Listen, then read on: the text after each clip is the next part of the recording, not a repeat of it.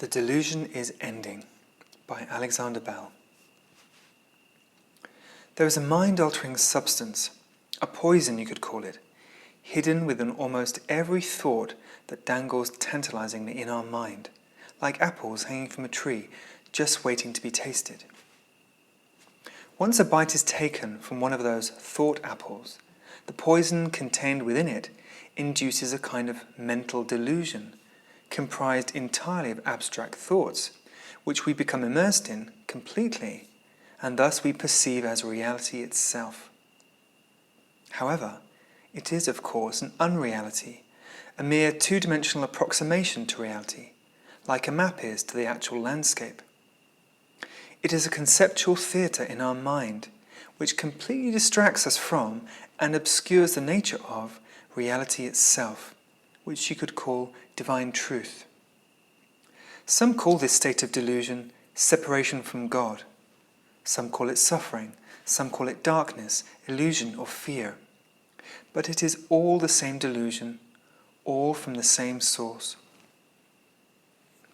To free ourselves from all the tendrils of this delusion, most of which are very subtle, we must elevate our mind to the level where we are aware of our decision to bite into those apples, i.e., the decision to venture into those abstract thoughts, which are like vortexes, portals into a delusional realm of knowledge, intellect, and mental understanding.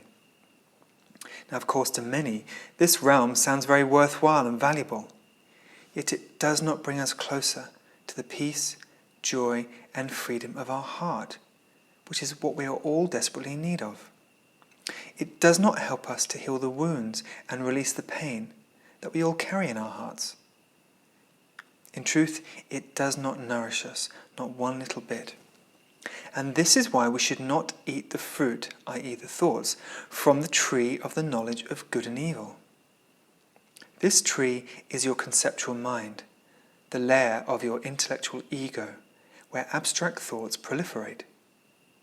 The apples, i.e. the thoughts, which hang from this tree, are poisoned with a spiritual venom that makes you delusional, seeing everything but the divine truth, everything but the beautiful light of reality, everything but the magnificence of the beautiful Garden of Eden that surrounds us. It is this delusion-inspiring venom contained within every thought that we choose to engage with that diverts our mind and heart away from an awareness of the heavenly and divine reality we exist in this present moment. We cannot see it simply because we are under a delusion. We get tangled up in a world of information rather than experiencing a world of inspiration. We see shadows instead of the light, separation instead of connection, and thus we experience a reality of suffering instead of peace, joy, and freedom. For some people, the delusion is very strong, and for some it is mild. Some are closer to awakening from it than others. Some are deeply lost within its labyrinth, growing cold with lovelessness and fear. They are floundering like fish out of water in unreality, spiritual sickness, loneliness, and pain. They may even appear to us as aggressors, full of anger and hatred, but that is nothing more than a mask for the pain beneath, a pain which almost all of humanity carries within its heart. It is these people that need the most help on this planet. It is they whom we need to reach out to first, the very most deluded, because no one is beyond rescue. We may be inclined to label them as bad, hateful, vile, or even evil perhaps, but the truth is that they are deeply deluded, lost in an unreality of darkness, anger, greed, fear, and threat. Perhaps you've been there too. I have, and I know that it's closer to hell than I would ever choose to go. In fact, nobody chooses to go there. They simply get seduced there into the dark lair of the serpent by fear, weakness, anger, greed. We have all dwelt in this place to some degree or other. So don't condemn those who dwell in the darkness, exhibiting the qualities that tend to repel us. Their soul doesn't truly want to be there. They are a prisoner against the will of their own heart, which has been preyed upon by fear. And this is what is happening to all of us every day. The force of evil is preying upon us by encouraging us to enter into its fearful and shadowy delusion. Bite my apples, my delicious apples, it tells us. Enter my realm of duality, my realm of conflict, threat, doubt and insecurity. This is without doubt the original sin, i.e. mistake, that all human beings make without even realizing it. We step into the territory of the enemy, as Christians call the force of evil, because it lures us there.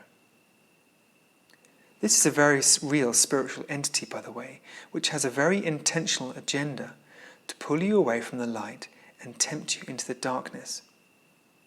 This enemy is a predator, admittedly, but he is significantly weaker and smaller than us, and thus we don't need to be afraid of him.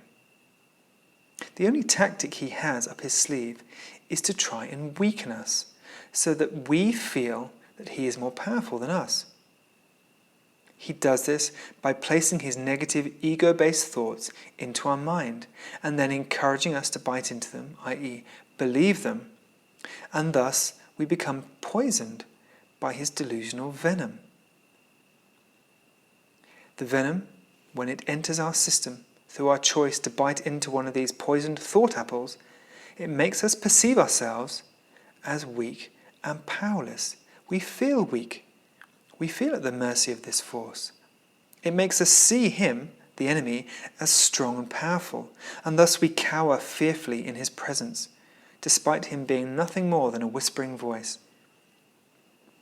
Listening to that hypnotic voice is what keeps us locked into the frequency of cerebral thought and thus stuck in our minds, rather than feeling the true vitality, strength, and energy of life flowing through our body.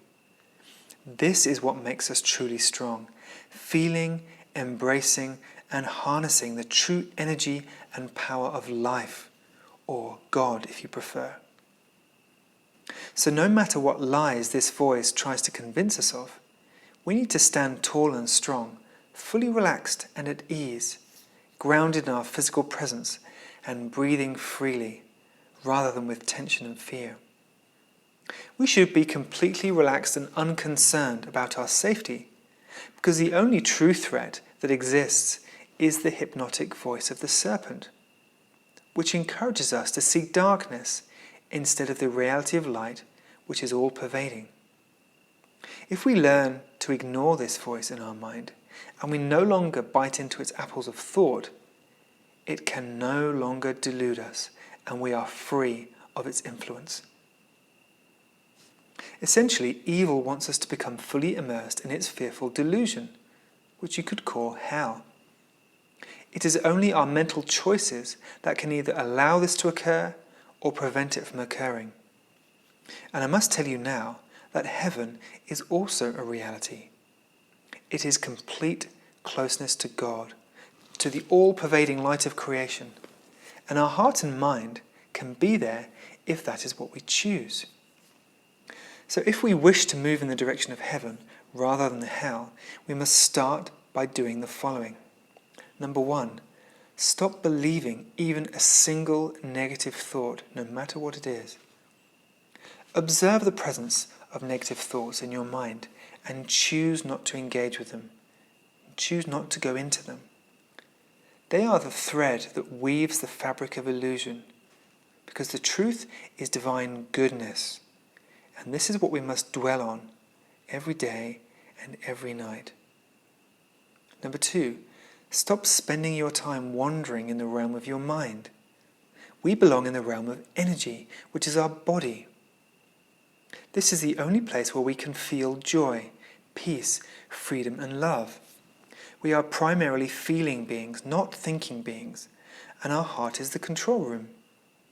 Love is where we belong, and love is not a mental experience.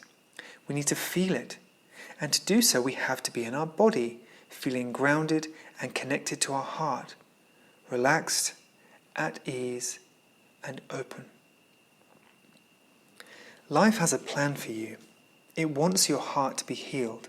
It wants you to be free and empowered. And it is calling you right now to move in this direction.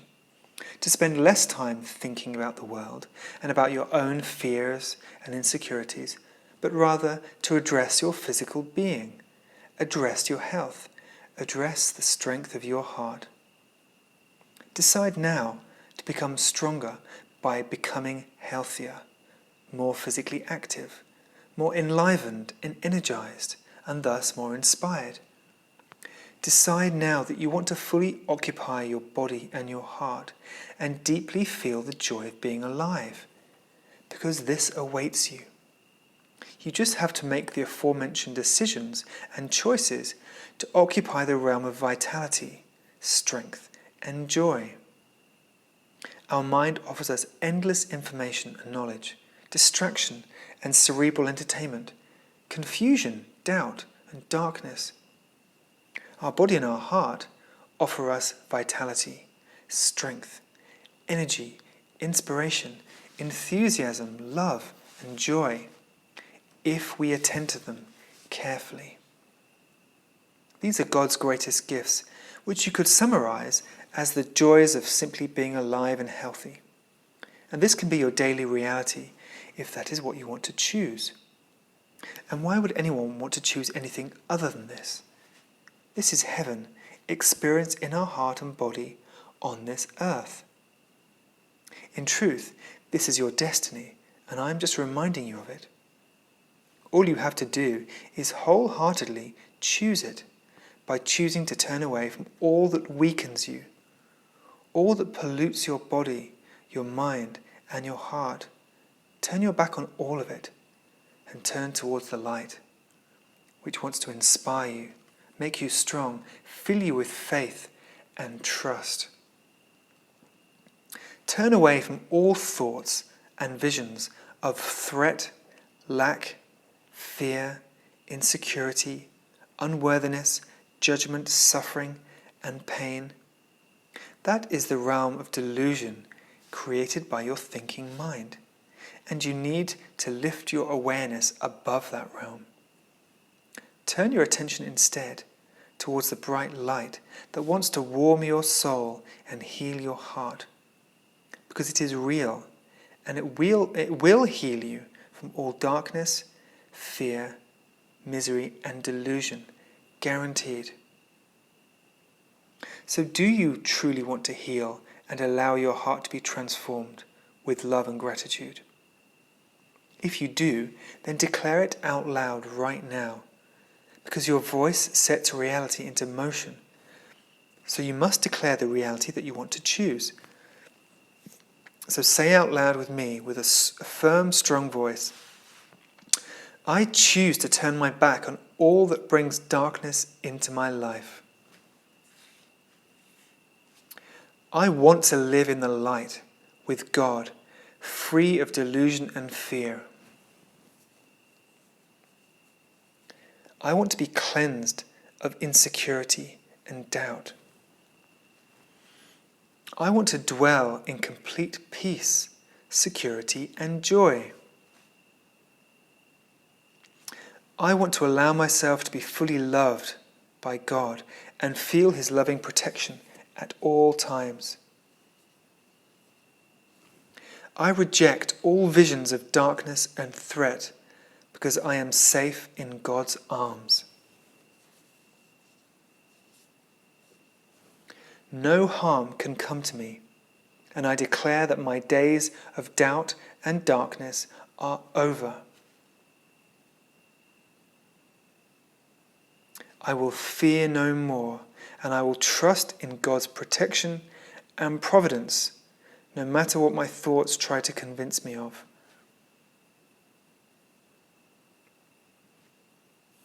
I trust God completely above all things,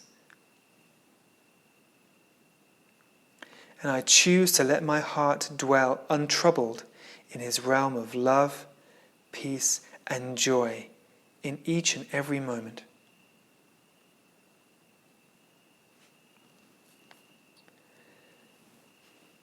God, or if you prefer another name for the divine force of love and power, will empower you whenever you turn to him for help, guaranteed. When we accept that we need him, then our heart becomes more humble. And this is what truly transforms us. Because humility means receptivity. And we have all been designed to receive the power and love of God in our heart. It is meant to be flowing through our veins in a very tangible way. And it will. We just have to want it more than we want anything else, and then adjust our life accordingly. So ask yourself this question: is this what you really, truly want more than anything else? Because if you truly want freedom, security, peace, healing, and happiness above all else, then all that does not serve this will fall away, and your heart will be gradually restored to its natural state of union with God.